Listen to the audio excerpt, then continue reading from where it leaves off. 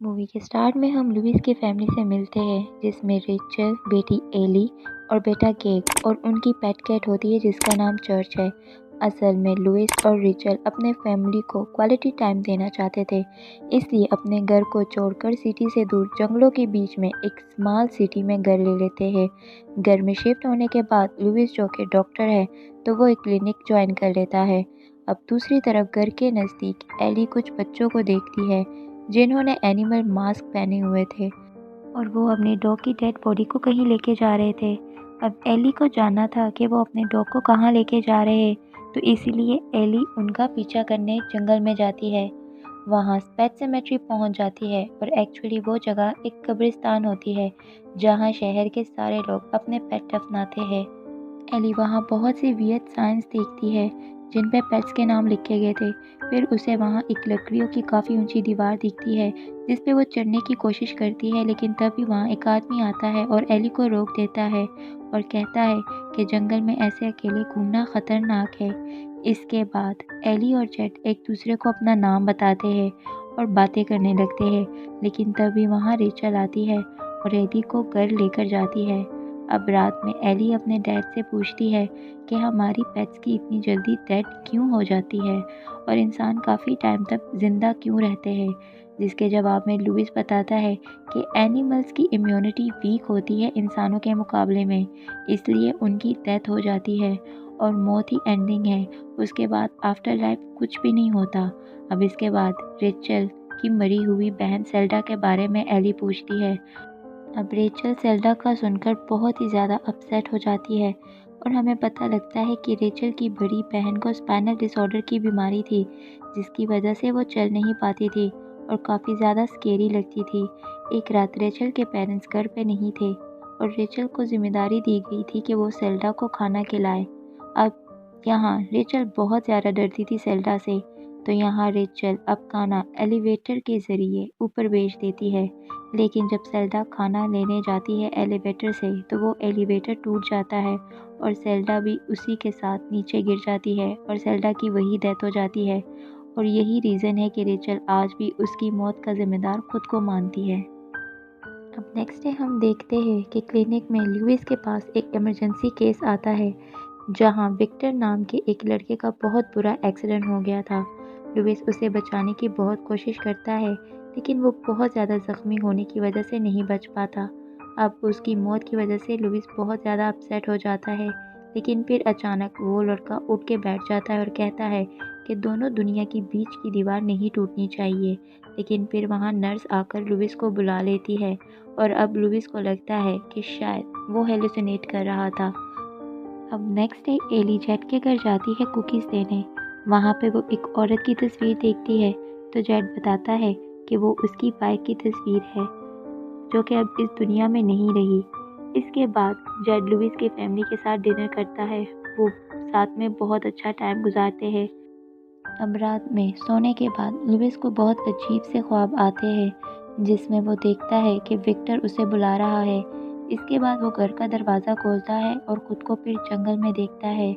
Louis चलते चलते पेट cemetery पहुंच जाता है और उस लकड़ी की दीवार को पार करने की कोशिश करता है, लेकिन तभी वहाँ विक्टर उसे रोकता है और कहता है कि ये जगह कर्स्ड है।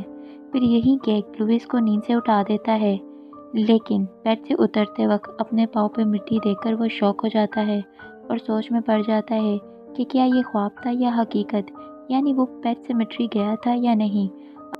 अब अगले दिन जेट लुइस को बुलाता है कुछ दिखाने के लिए, और जब लुइस देखता है तो उसकी पेट कैट को ट्रक ने कुचल दिया था। अब उनकी कैट की मौत का पता एली को लगता तो वो बहुत ज़्यादा अपसेट होती, इसलिए लुइस उसे छुपाता है और डिसाइड करता है कि वो लोग एली को कुछ नहीं बताएंगे।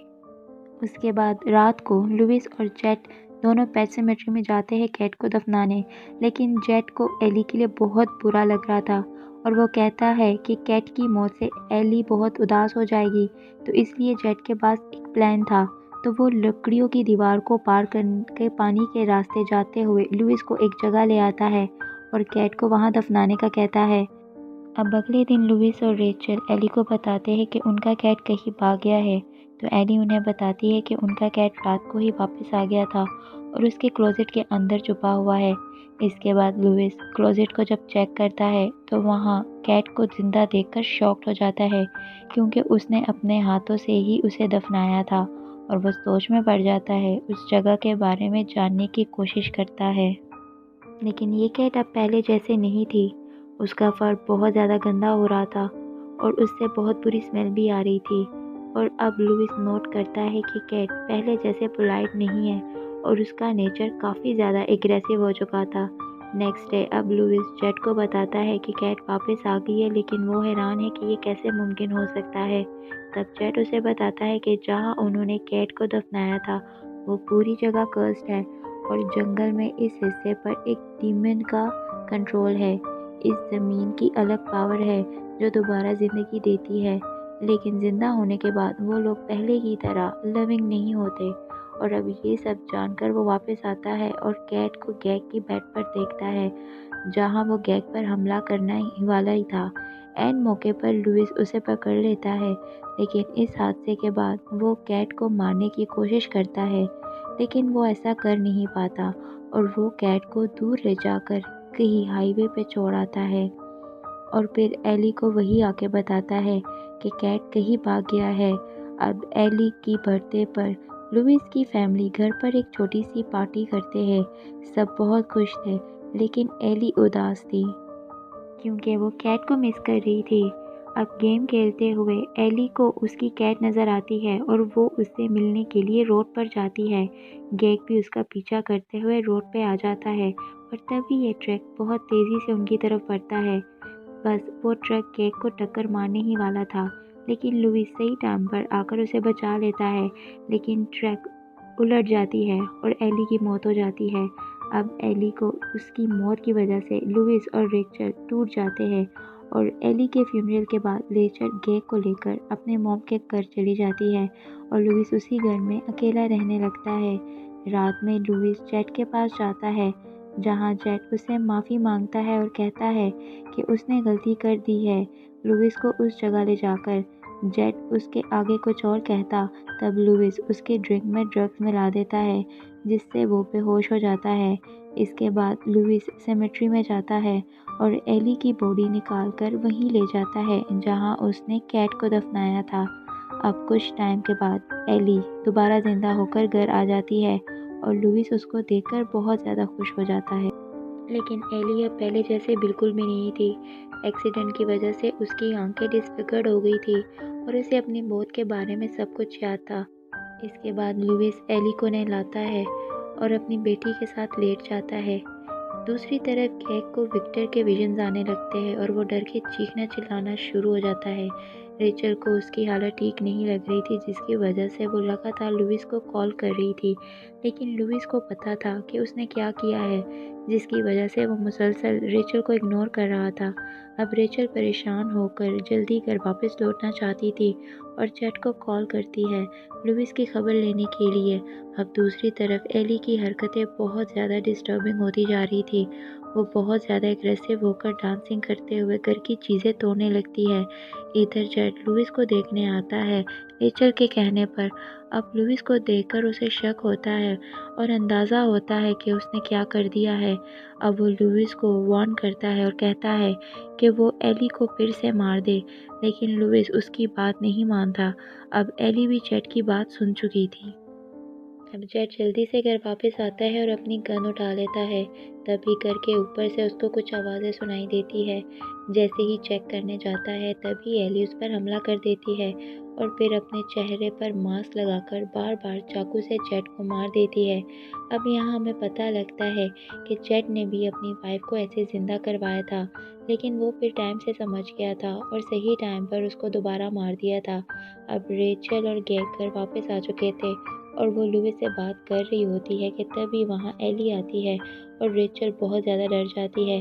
अब रेचल को तो पता होता है कि ये उसकी बेटी नहीं हो सकती, तो वो एली को अवॉइड करके गैग को लेकर ऊपर रूम में चली जाती है और इसके बाद लुइस भी ऊपर रूम में चला जाता है और रेचल को समझाने की कोशिश करता है, लेकिन उल्टा रेचल उसको समझाने की कोशिश करती है कि वो हमारी एली नहीं हो सकती, लोग मरने के बाद दोबारा ज़िंदा नहीं हो सकते।